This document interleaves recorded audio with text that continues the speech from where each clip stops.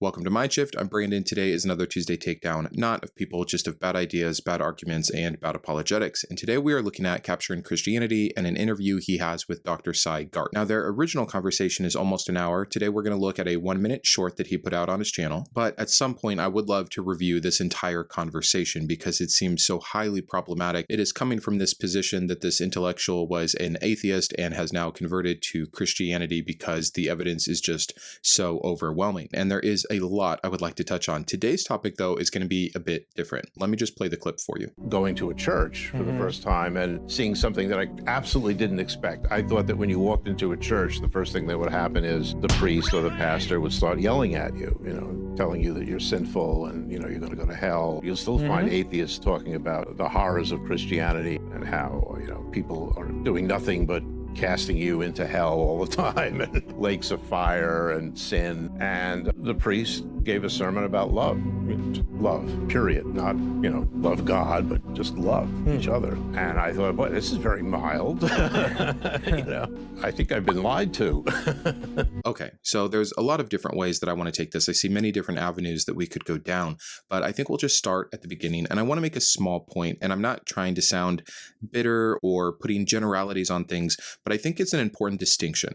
The story here is that this atheist, this lifelong atheist, has an encounter finally at church, and it's way different than what he thought, because the pastor or the priest isn't just screaming hellfire, but that there's maybe a positive message. And so he feels like he's been duped all this time before from all the negative things he had heard about the church and this God. That says to me that he had a very immature understanding of what this religion was, and that when he had one positive emotional experience, he all of a sudden is opened up to the idea of this being true and everything else being false because of one sermon that had positivity in it. This is one of those stories, and I want to be careful because I never want to make the same mistake Christians make that we're like, you were never really a Christian, by saying this guy was never an atheist. But I think there's two different kinds of atheists, and I think it's worth pointing out. You have people that are secular in nature. They haven't read the Bible, though. They haven't been exposed to religion. Sure, they've heard about God, and sure, they probably had some friends that believed. But then something happens. They have their own encounter, and they end up converting. They might look back and rationalize it with intellectual reasons, like this gentleman does. But there's also always this personal aspect there. I finally went to church. Why? If you really didn't believe there was a God, why go to church? But fine, you went to church for some reason, and just because of what the pastor says in one sermon that subverted your expectations, it's true. That's not how this works either. Because the second kind of atheist is the atheist that has been in religion for decades, that was raised with that indoctrination, that sees the harm from the inside, that knows the source material well enough to understand the inconsistencies, the contradictions, the immorality, even by this God's own particular standard, etc., that says, wait a second, this can't be real. I'm an atheist because this doesn't add up. I now see the plot holes. And I'm not saying that this atheist has never reconverted, but it's a very different story than the secular person who claimed they didn't believe in God, but had never even examined that belief or really heard the arguments for or against, or even understood the source material, and then has an emotional appeal. I think those two things are very different, and I think that there's some twisting going on by apologists, by Christians, by pastors, by teachers, by preachers that are trying to say, look, atheist becomes Christian, and it's not the win they think it is. Yes, it's another soul for Christ, which ideally would be their end goal, but it's not this huge, oh, they were lost and now they're found kind of a deal. It's like more of a neutral state. And again, it doesn't ultimately matter, but I see the comments of that and I see how it's phrased, not necessarily in this video, but in many other videos, and I think it's a bit disingenuous. But aside from that, I'm trying to put myself in this gentleman's position, and yes, if all you've ever heard is that every time you walk into a church, they're going to preach fire and brimstone at you and make you feel guilty, and then he went and he didn't hear those things and he only heard nice things, then I can see it being appealing or even making him second guess what his previous speculation on church and this religion was. But again, this is not enough evidence to all of a sudden become a Christian, and I understand it's a short, it's probably not his entire story, but he's given an awful lot of weight to it, which I think can bring us to the second point that I want to get to, which is this expectation of church accurate? And the answer is, depending on where you live, there are churches that every single week preach the gospel message. And that can be a very pretty message that sometimes includes a lot of things about love, but it also comes with baggage. It comes with what happens if you don't love this God back, like we talked about in our Commanded to Love video. It talks about how you will have everlasting torment, or at the best case, if you're interpreting differently, annihilation. It talks about the blessings you will receive if you believe. It talks about how you should believe like a child. And so that's why I think it's so funny then when grown men who claim to be some intellectual source say, oh, I was convinced by the philosophical, the intellectual, or the overwhelming evidence. Why? God didn't ask you to believe like that. It's so convenient, depending on which audience you're talking to talk about, oh, you can definitely know God. There's evidence here for him. And then when I point out the bad evidence, they say God's mysterious. So, okay, you can't then really have the evidence, can you? But if they have to leave the evidence and say, oh, you can only believe and know off of faith, well, that's not a good reason to believe anything. It's almost like there's no good reason to believe in this religion, or like a bad comic book writing, there has been too many things piled onto this God, onto this religion, that all can't be true at the exact same time. We've just overloaded the story so that no matter how you take it, it cannot work. But I'm off on another tangent. I think what I wanted to point out here is that yes, there's a reality. 40% of churches in America believe in a literal young earth creation. And the reason I bring that stat up is because it is the typical kinds of churches that are going to be much more with the fundamentalist version of Christianity, with the concept of hell, etc. And then you have different levels of layering progressive Christianity. And they start to slowly water things down to get further away from those scary, bad, or confusing verses, to make different kinds of excuses about why this God would have allowed slavery, if they even broached the topic. That yes, recognize hell or death as a consequence, but only preach the lovey-dovey things. And we have shifted. So just because he went into a particular church that either A, has to ignore like 85% of the source material to have these kinds of sermons. And I've shown you, even with my Deconstructing David video, that it's very easy to construct a sermon around just the pretty parts while completely ignoring the greater context. Or B, this is a fire and brimstone church and they're just having a positive message one day. Go there for a year and tell me if you don't end up with a threat, a judgment, a shame, a guilt, all placed upon you from a position of authority. It's almost impossible not to. This canon has too much baggage that you really can't get away preaching the good news of Jesus Christ and the love your neighbor message without addressing, or at some point seeing, the yin to the yang here. It's compromised. There isn't just a single message of good love in this book. It only looks like love because it's saving you from the thing that the God who hates you so much created in case you didn't choose to love him and obey him. God only saves us if we believe, think, and act the right way, period. You know, he says in the video, wow, his reaction was, oh, this is very mild. And I've been at churches that had that kind of a sermon and even that kind of a vibe. I went to a CMA church, a Christian Missionary Alliance church, that said they only preached from the gospel. And at the time I thought, yeah, this makes sense. This is what it's all about. I told myself the same lies everyone else does, that the entire Old Testament just points to the New Testament. And so really we didn't need to focus on that as much because it was just there to help us understand our human flaws and our need for a savior. And that pointed to Jesus. So yeah, why not just talk about Jesus? Why not just talk about the gospels, or maybe what Paul said? But my point earlier about how it's impossible to leave all the baggage behind was even in those New Testament only sermons that should have only been focusing on the saving grace and love of Jesus Christ, you could not help but show the other side, the but, the or else, the if. And if you didn't catch it on your first visit there, you'd catch it on your second or your third or your fourth. What I have seen churches morph into over my lifetime, and I'm sure it was happening before, but I saw this crystal clear in all the different parts of ministry that I observed and was a part of, and it's this. The general message, the main Sunday service, was the lovey-dovey, welcome in the neighbors, turn the other cheek, the greatest commandment is love, the gifts of the Holy Spirit, God being your personal best friend, that you could turn to him, that he would carry your burden, that his shoulders were strong. It was emotional, it was uplifting, it was biblically accurate to a degree, unless you count the lie of omission. And I don't think it was set up to be this manipulative, but it became a tactic. It seems like how many churches measure themselves is by their growth, by the number of attendees. And it is linked linked to their finances directly. Other than the government funding that they get or lack of taxation,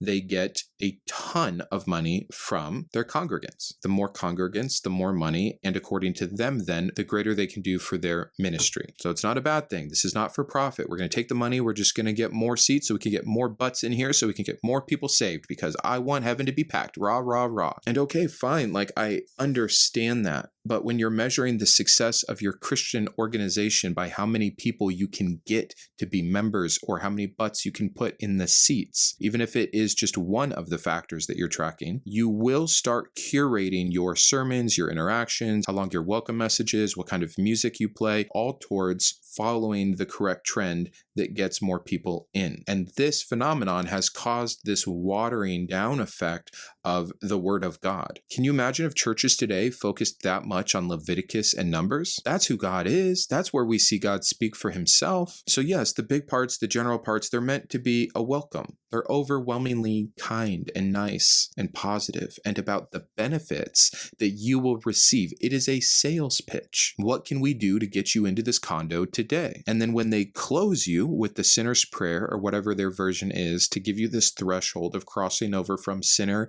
to believer, as if believers don't sin anymore, from unsaved to saved, however they put it, then you're in a small group. Then you go to that Wednesday night study class. Then you go to that Sunday morning Bible study before the main, and you start to get into the baggage. And if you don't believe me, check the comment sections. People from all kinds of faith backgrounds that have deconverted are waking up to the trauma, to the harm, to the inconsistency, to the corrupt thinking, to the manipulation tactics that were going on, the way that it led them to be a partner, the way that it led them to parent, the way that it led them to be a friend, the way that it led them to interact in their community, some good, some bad. And that would be fine if this was just another claimed human invention, but these people are claiming it's the perfect truth of God.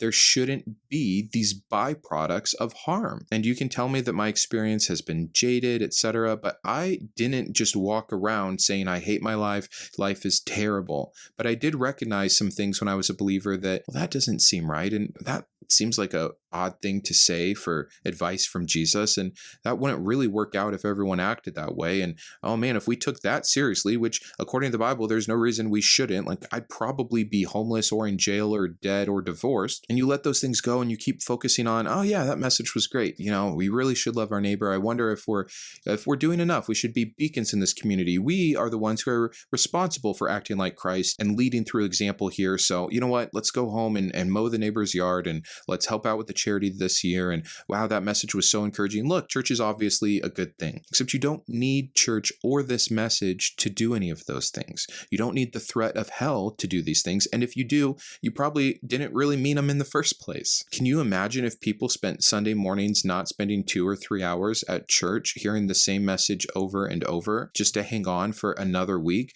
and they instead actually did something active in the community, actually invested into their personal healing and growth? I think we'd have a phenomenally different society. And I understand it's not like every secular person or atheist is out there being productive and doing things correctly. I'm not judging Christians as people. I'm judging Christians based off their belief system in that particular religion. We're all selfish. We all sleep in instead of going down to the soup kitchen. I understand no one is perfect. And I don't think Christians should be better than the average person. I think Christians, if this God were real, should be better than the average person. But since he's not, I don't expect that of them. But they do. Being a new creation comes with a different view on sin. It should be evident. The Spirit of God working in you, the fruits of the Holy Spirit, the patience, the peace, the wisdom, the self-control, all of these things, you have a supernatural force inside of you that is these good things. Christians should look different. Again, if this God were real. No judgment on you, Christians. Most of you are really good people who, in my opinion, just believe something incorrect. And then unfortunately, by your own consistency of trying to please this God, or show this God that you love him or that you believe in him, have to believe certain things that can be innately harmful, either to yourself or to others around you. So I see it as a lose-lose here. You have churches that unfortunately do lean heavy on the more fundamentalist side, and it does come with a lot of shame, judgment, fear, and guilt. And then you have churches that purposely try to avoid that. Now, this is obviously harmful, but at least it matches up with Scripture. I believe, my opinion, the churches that do water this down, that purposely try to avoid that, yes, they're better because they are less harmful. They can be motivating. They can create great community. By the way, so can those. But they do so despite the message of their holy book, not because of it. They do so while having to ignore mass amounts of what this God says about himself. And that is even more dangerous because this attracts more people. This will allow more people to see Christianity as some passive thing, no big deal. It's just someone wanting to believe and get some peace before they die. Like, why are you attacking it? Because it gives allowance to the fundamentalist side, because it spreads. And some of those ideas that do come from the Bible make it to groups that are not so charitable and who can take those words to do very harmful things. So no, not all Christians are bad.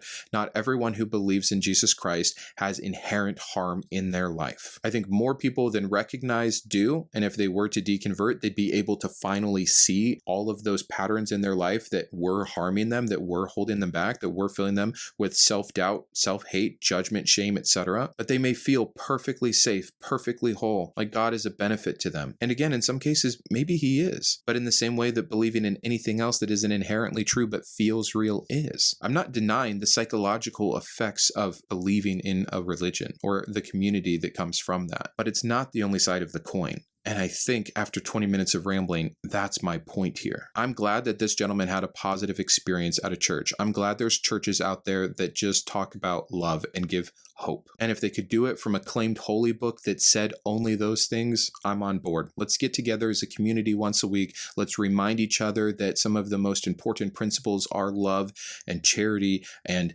empathy and understanding the struggle of everyone who's like us, because we're all the same. So we should all be working together to further our end goals of well-being, etc.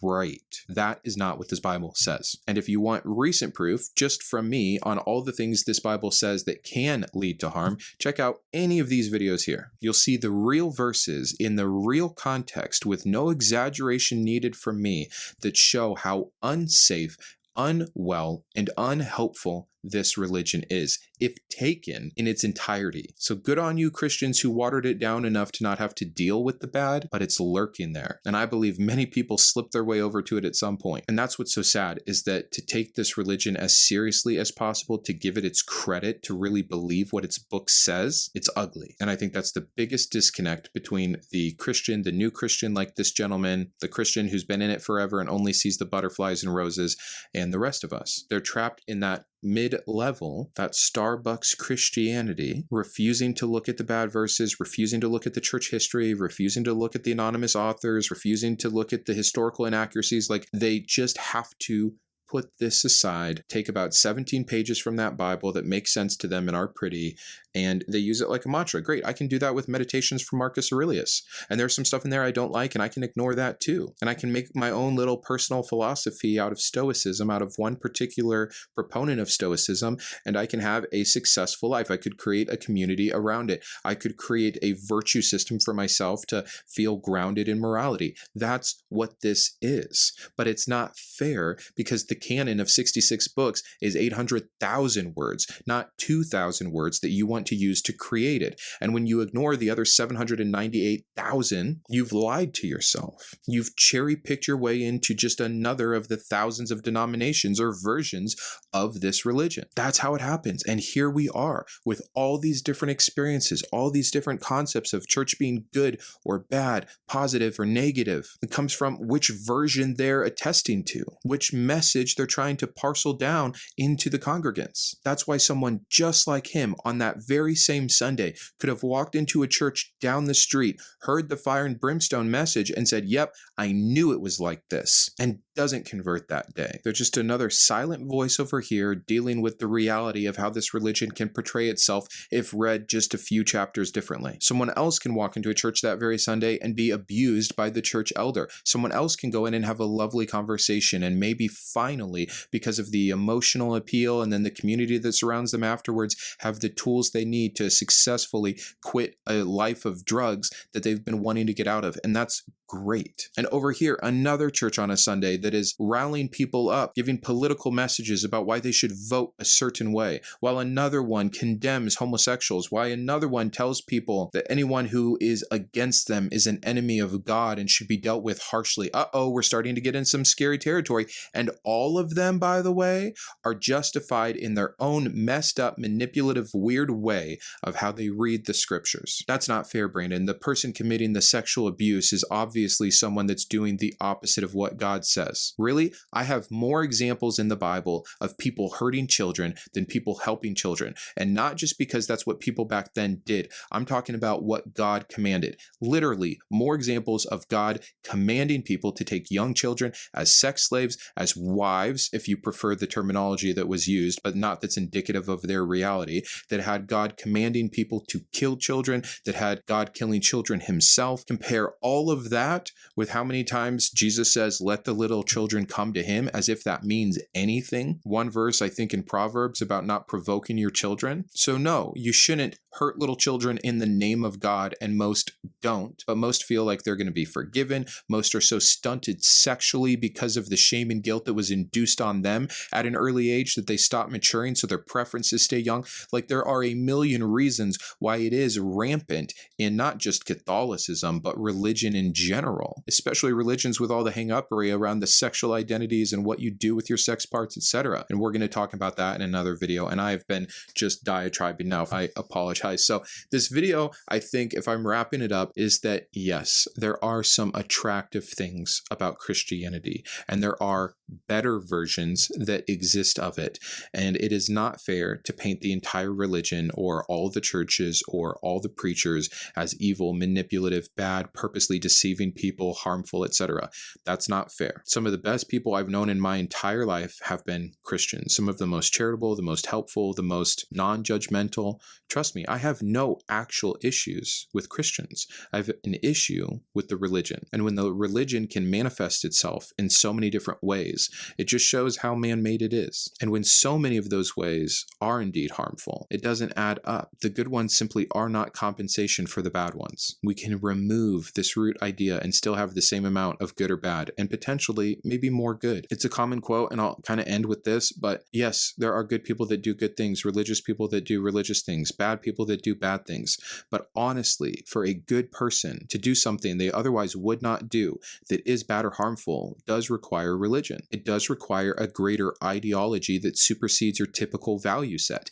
That is the power of religion. That is why it can be so abusive and manipulative. That's why it's so dangerous. So again, thanks for watching. I appreciate you putting up with me just preaching this morning. Please hear me loud and clear. Christians as individuals are not bad. It just leads to bad potential thinking and actions because the religion is false and written by people that had a moral standard that is far less than what we have today. It does not hold the secrets of the universe. It is not right about the creation or the history of the world. It does not understand modern mental health, as I've shown here. It is not morally superior to any other system that we have come up with via other religions or secular institutions.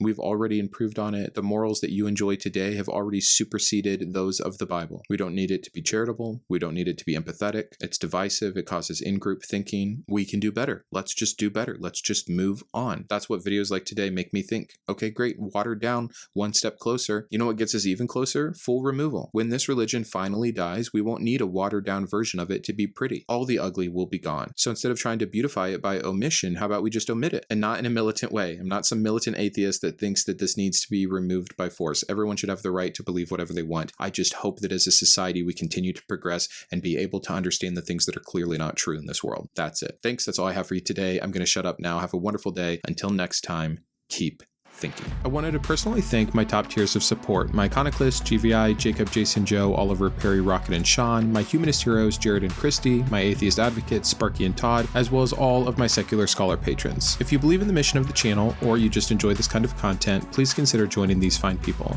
Thanks, and have a great day.